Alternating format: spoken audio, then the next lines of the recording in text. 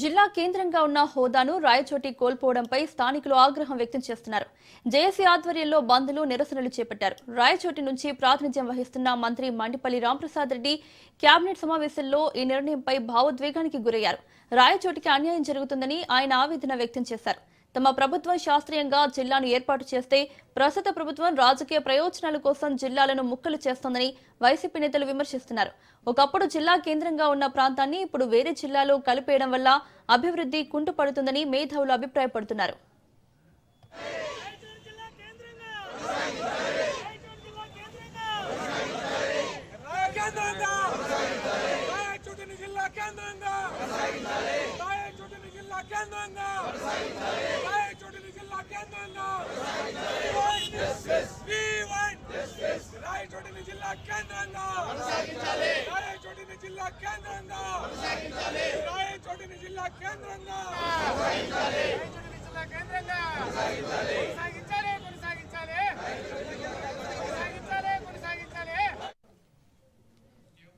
ఇదే అంశానికి సంబంధించి మరిన్ని అప్డేట్స్ మా ప్రతినిధి నారాయణ రెడ్డి అందిస్తారు.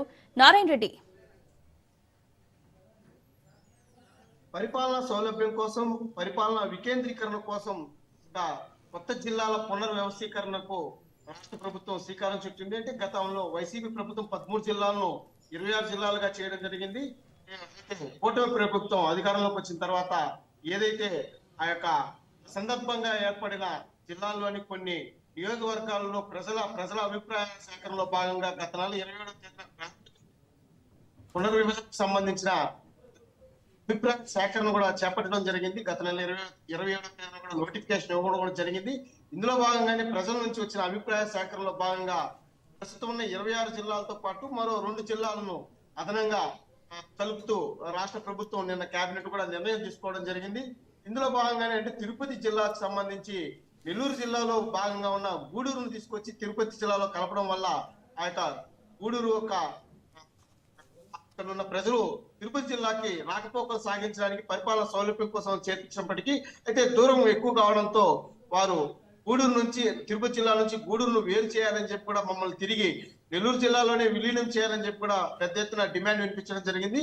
ఈ మేరకు రాష్ట్ర ప్రభుత్వం గూడూరును తిరిగి నెల్లూరులో కలపడం జరిగింది. అదేవిధంగా కడప జిల్లాలోని రాజంపేటను తీసుకొచ్చి అన్నమయ్య జిల్లాలో కలిపారు. అయితే అక్కడి ప్రాంత ప్రజలు కూడా వారి యొక్క మనోభావాలను గౌరవిస్తూ రాజంపేటను తిరిగి కడప జిల్లాలో కలిపారు. అదేవిధంగా అన్నమయ్య జిల్లాలో జిల్లా కేంద్రంగా ఉన్న రాయచోటిని కూడా ఏదైతే రాజంపేటను తిరిగి అన్నమయ్య జిల్లాలో నుంచి కడప జిల్లాకు కలిపారు. రాజంపేటకు తర్వాత ఏదైతే ఇప్పుడు అన్నమయ్య జిల్లాలో ఉన్న రాయచోటిని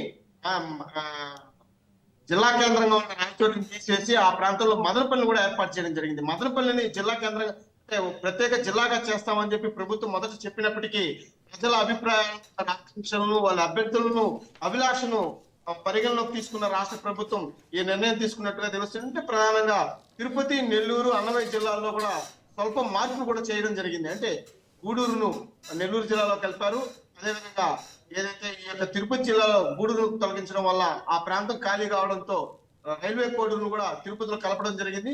అన్నమయ్య జిల్లాలో కూడా ఏదైతే రాయచోటి జిల్లా కేంద్రంగా ఉండిందో దాన్ని యథావిధిగా కొనసాగిస్తూ అయితే ఆ స్థానంలో మదనపల్లిను జిల్లా కేంద్రంగా చేస్తూ రాష్ట్ర ప్రభుత్వం నిర్ణయం తీసుకున్నట్టు కూడా తెలుస్తుంది. మౌనిక, నారాయణ రెడ్డి, అలాగే నిన్న మంత్రి రాంప్రసాద్ రెడ్డి అయితే రాయచోటికి అన్యాయం జరుగుతుందని కేబినెట్ సమావేశంలో భావోద్వేగానికి గురయ్యారు.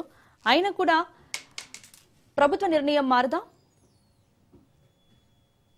అంటే మండపల్లి రాంప్రసాద్ ఏదైతే రాయచోటికి ప్రాతినిధ్యం వహిస్తున్నాడో తనకు ప్రజల అభిలాషతో పాటు రాజకీయ ప్రయోజనాల కంటే తనకు ప్రజల అభిలాషే నాకు ముఖ్యమని చెప్పి కూడా చెప్పారు. అదేవిధంగా పార్టీ ప్రయోజనాలు అవసరమో ప్రజల ప్రయోజనాలు కూడా అవసరమని రెండు కళ్ళుగా భావిస్తానని చెప్పి కూడా ఆయన చెప్పడం జరిగింది.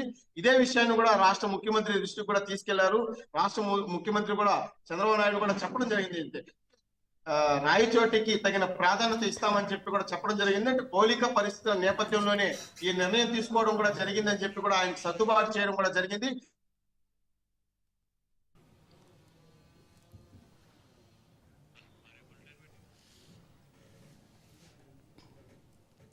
దీనిపై కూడా రాయచోటి